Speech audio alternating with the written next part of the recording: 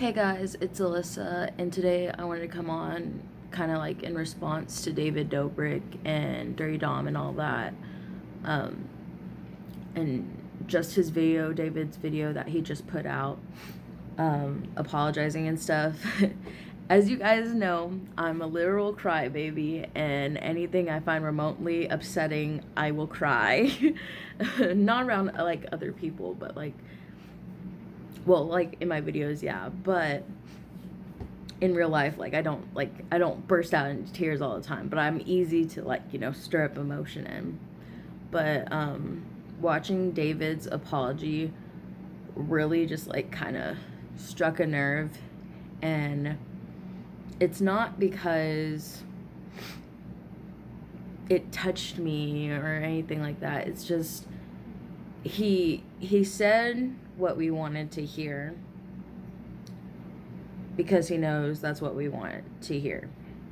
And it's really structured and cut up and all that, and it's just, you tell he put a lot of thought into it. I just don't feel it's genuine, and I know I'm probably gonna get attacked for that, but as someone that has been essayed by coercion under the influence of alcohol underage, I just really relate to the girls' stories with Dirty Dom or whatever his name is. And the fact that David, the worst thing that happens is when he could have stopped that, the worst thing that happens is he gets, a slap on the wrist, and then all his sponsors pull his affiliates and stuff like that. So he's not making money off of these companies, but that's really only the backlash, only backlash that he's getting, And Dirty Dom's video was just him shifting the blame, him having a video with 3 ad rolls in it and not addressing anything, really pushing the blame to other people and situational things and stuff. And it's just it makes me really upset. And before I went to work today, I was watching the podcast with the Frenemies podcast with the other dude involved. He was supposedly the one that bought alcohol, but he's saying that he didn't, and he doesn't remember who it did because he's worried about going to jail and admitting it, when really he's just a small factor, the bigger picture. And it's those girls were gonna have alcohol in their body no matter who bought it. It's shitty. He shouldn't have been in that situation. He should have separated himself.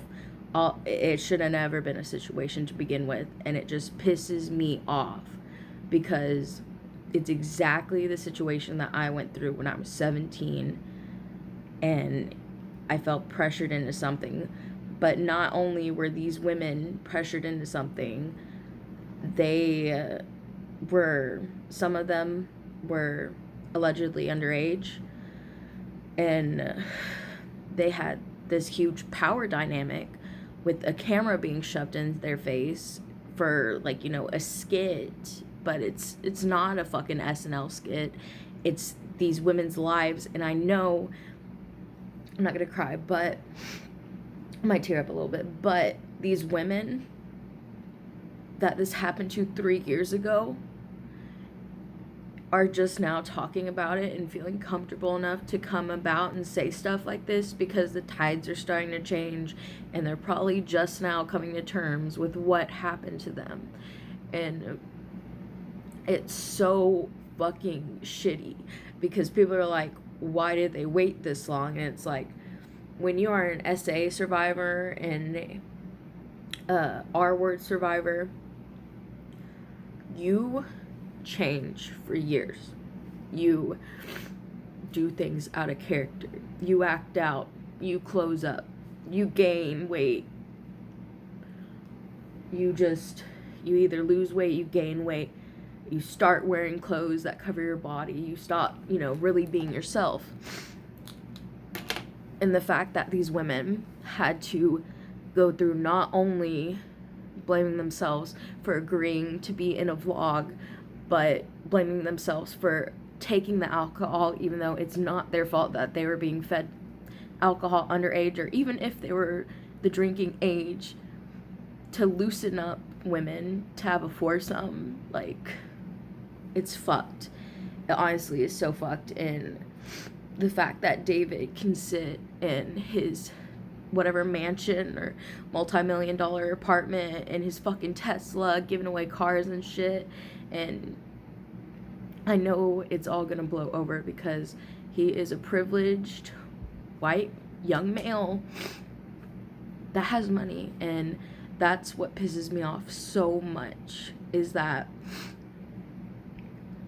you know, like, they say the legal system basically just punishes the poor, you know. These women, if they do take it to court, they're not gonna have adequate lawyers. Well, a lot of times with sexual assault survivors, normally lawyers will work for free, but if David goes to court, you know, he's gonna find himself one of the most expensive lawyers in LA. And Dom probably has money too. I don't know anything really about Dom's situation except that he's been doing this for years, and that he's really scummy and couldn't even own up to the fact that he's done this. And it's just a lot. And me processing this now, it's just like, shit. Like, I don't even know until, like, I don't know what time David posted that. I just saw it scrolling. I know it was like just posted a little while ago, and I watched it all, and it's just, it pisses me off that in the comments you'll go, and I don't know if they're filtered comments, but right now they're all, thank you for owning up to your shit, you know. Like, just because he said what we wanted to hear does not mean that the actions that happened 3 years ago do not affect these girls still to today. I know for a fact that these girls are probably trying to overcome their shit. They're probably trying to go to therapy. They're probably trying to, like, you know, get back to what they were before. And the thing is, you can't get back to where you were before sexual assault, because it changes you. And you have to learn how to be happy after. And it's harder. It's harder to go about it. The trauma literally rewires your fucking brain. And it blows my mind that you have so many young people in your comments, David, that are praising you for owning your shit. The very least thing you can do.